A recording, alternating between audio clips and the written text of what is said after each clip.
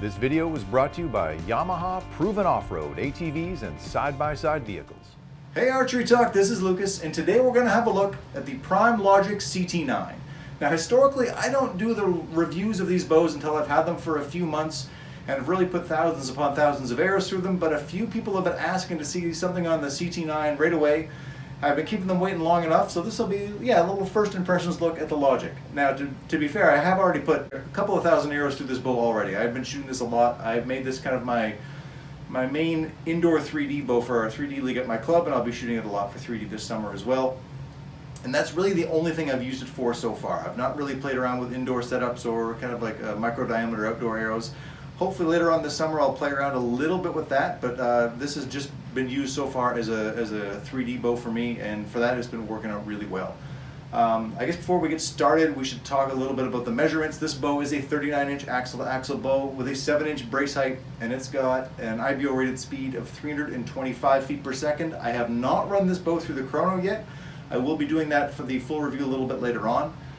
I've got this bow ordered in a tundra color with the matching limbs and riser, and it looks sensational. I don't know that anybody has a better fit and finish than Prime. There's some people out there with very good stuff, but Prime does a fantastic job. I thought the Logic, the 30-inch Logic I had last year was probably my favorite looking bow of the year, and the new Logic CT9 dressed in tundra is giving out a run for its money. It is a really nice looking bow. You may have noticed this bow strikes a fairly similar pose to the Matthews TRX 38 and the 40-inch bows, and it does. It's a very long riser design with kind of short, really parallel limbs that are wide set. It's a similar design, and I really like the TRX. That was my favorite target bow last year, and so I'm okay to have a similar kind of layout anyway to choose from. They shoot a fair bit different, but as far as looks alone, they share quite a lot in common. Prime's got, of course, their double cam system. They'll avoid any cam lean is the theory. Tuning the bows, Primes have always been very easy for me to get up and running right away with at least with taper tuning, bare shaft tuning. This bow gave me a little bit of trouble out of the box, which was unusual for me, at least with a Prime. And I couldn't figure it out. I was having a horizontal tear I could not shake no matter what I did.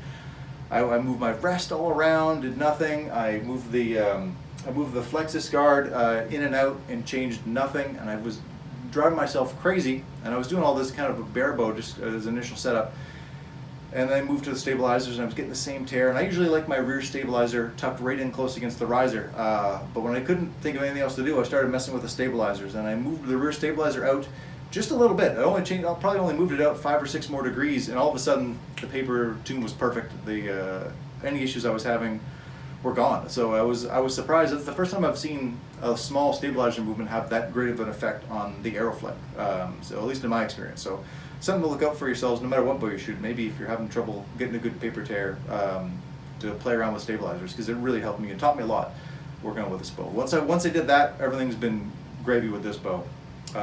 I got this bow ordered in 29.5 inches draw length. These are cams. These are draw length specific cams. Now you can play around with the draw length a little bit when you get that in. You can move the draw stops in and out. So I measured mine at its closest so that I could shrink it down to 29 inches even, and I could bring it all the way up to about 29 7/8 with this setup. When you shoot at full out of 29 7/8, it really feels a little bit sloppy, like a lot of valley. It doesn't feel quite right.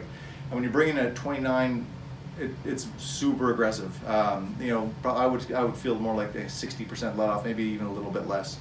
So I've got mine in right at 29.5 even, and it feels good. I would actually, maybe even like an 1/8 of an inch closer would be nice, but I don't want to mess with my draw length. But it's something to consider. Maybe you want to order a slightly longer draw length with this bow and bring it in if you don't like so much valley when you're shooting. As for the results with this bow, they've been pretty good so far. I was a huge fan of the Sanergy X1 as a 3D bow. That was my main 3D bow last year. I used it for as many shoots as I could, and it worked out great.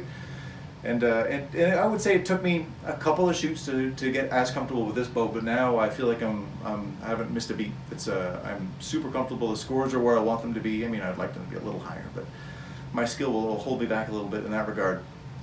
But the bow shoots great. It does everything I want it to do. I had a great tournament just this past weekend at our club. Finished second to a Canadian Olympian, Crispin Duenas. What am I going to do? He's a lot better than I am. I can accept that. But the bow itself is shooting nice at the draw cycle. It's I would say it's a little smoother than some of the other primes I've had in the past. Some of the primes usually have a little bit of a dump into the valley, and this one, I would say, if it has any, it's just a hair of it. It's almost a smooth pull right into the valley. I would say when you get to about halfway through the draw, you can kind of feel it roll over a little bit, but it's not aggressive at all. Nothing that would kick your arrow off of a blade rest or anything like that. And this bow is much quieter than the Sanergy X1 was I tested last year. It's kind of hunting bow quiet for me, and I guess Prime is of the mind that you can use this as a hunting bow. It's got the mounting system for a quiver and everything else you might want to have for a hunting bow, and even the grips. The issue I had with the Sanergy Hybrid and the Sanergy X1 is I found the grip inserts would rattle around a little bit after a shot. I don't know why, but these ones are a little more inset. The material looks like it's a softer rubber, and they've not budged at all. So just that little residual vibration you might feel out of those grip plates is gone for me. This bow was dead silent. I would happily hunt with a bow this quiet in the woods without any question whatsoever. I guess that's about it for right now. I'm going to try to get a whole bunch more shots through this bow over the coming months, and we'll have a full review probably in the early summer with the Logic CT9 and some of the other target bows we're hoping to get in this year. Thanks so much for watching Archery Talk, and we'll see you soon.